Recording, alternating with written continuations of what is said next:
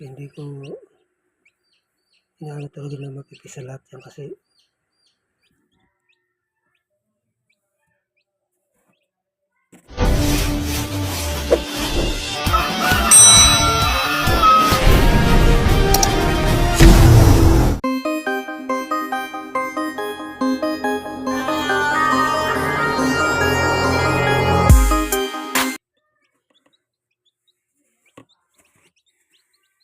kanina lang ito nakalabas mga 5 lang ito nakalabas 5 AM ito lahat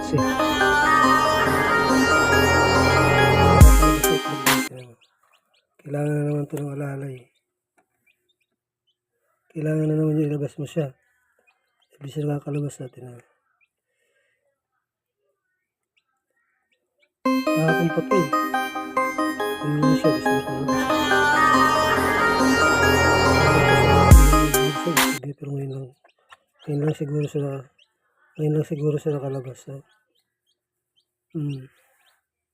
na, labas ka na dyan. Kahapon nakita ko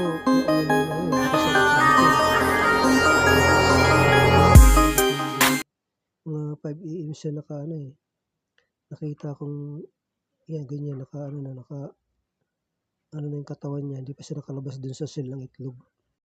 Una nang nabutas yung itlog niya, lang yung tuka niya, nakita ko yung tuka niya nakaano dun sa butas ng itlog. Pero hindi pa rin siya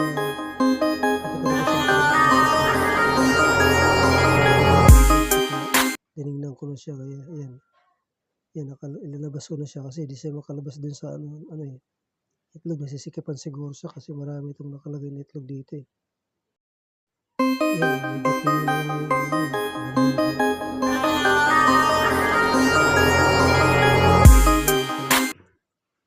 ang ganun pa pala sa loob ng shell.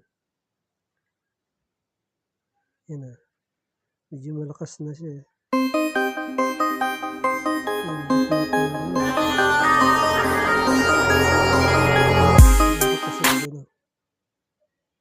kailangan talaga titingnan mo siya nakalabas na, hindi yung isa talagang nakalabas na siya dun sa shell nung makita ko medyo patutulungan ko na lang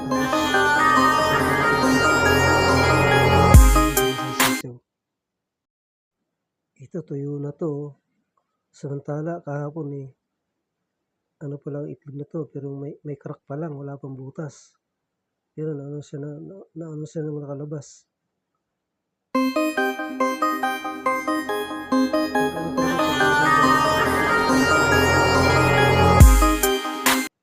Hindi ba masyado matigas yung shell, talagang mag-crack siya at lalabas sila dun sa shell kaya ito talagang naano siya pero huli pa yan kahapon, di pa yan talaga nag-crack wala pang ang butas ang itlog yan kaya pagtingin ko rin ng maaga nandun niya sa labas so dito ko lang siya nilagay sa ibabaw para matuyo na talaga siya.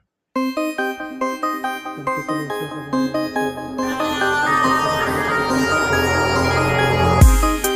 sila sa karton para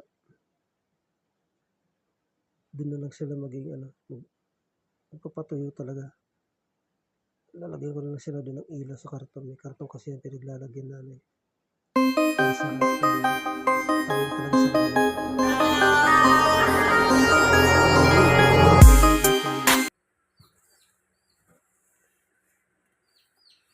sa sensation pa dalawa lang talaga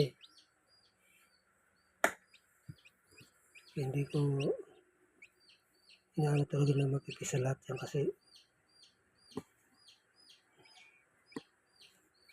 medyo natagalan talaga yun. Yung dalawang sisiw galing yan dun sa itlog na may marking na itim kasi silang una kong linagay dito kaysa sa yung pula na yan, huli na yan isang inahin lang yung itlog yan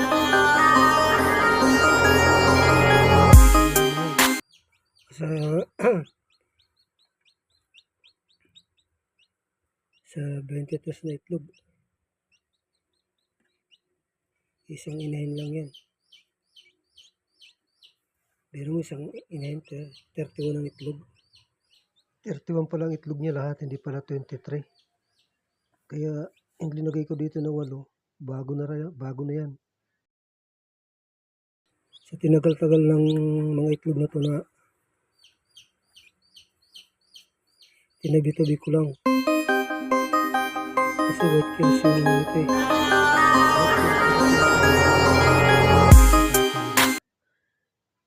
Is yung inahin dito. Akala ko hindi na maglilimlim kasi yung una akala ko maglilimlim na, tapos hindi naman pala siya naglimlim, bumaba siya dun sa itlogan niya. Tapos ayan, kaya linagay ko yung itlog dito na yung unang-una talaga 3 lang yung napisa, ilagay ko yung 4. Tapos nung hindi siya naglimlim, may 8 doon na nakalagay sa itlogan niya. Yan, may mga iti na, kaya tinanggal ko kasi hindi pa rin siya naglilimlim eh. Lininis ko muna tapos tinanggal ko na yun kasi inato na, dinumi na naman. Tapos nilagay ko dito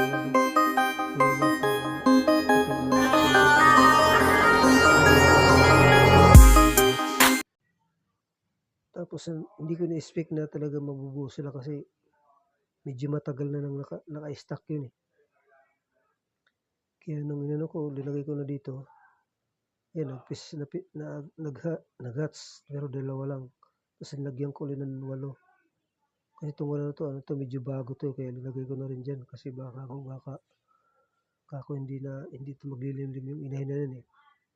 Tapos yung nakita ko ulit may itlog na pala siya doon na 7, linilimliman niya na kasi kaya napilitan na ako ilagay dito itong 8 okay, na itlog. Hindi pa siya napipisa pero linagay ko na siya, pero na lang yung mga 3 days na lang yun eh. Alam ko mga 3 days na lang mapipisat na siya eh. Kaya hinalo ko. Diyan sila, kaya hihintayin ko na lang uli yan kung kailan mapipisa yung bagong 8 dito na nilagay yung itlog.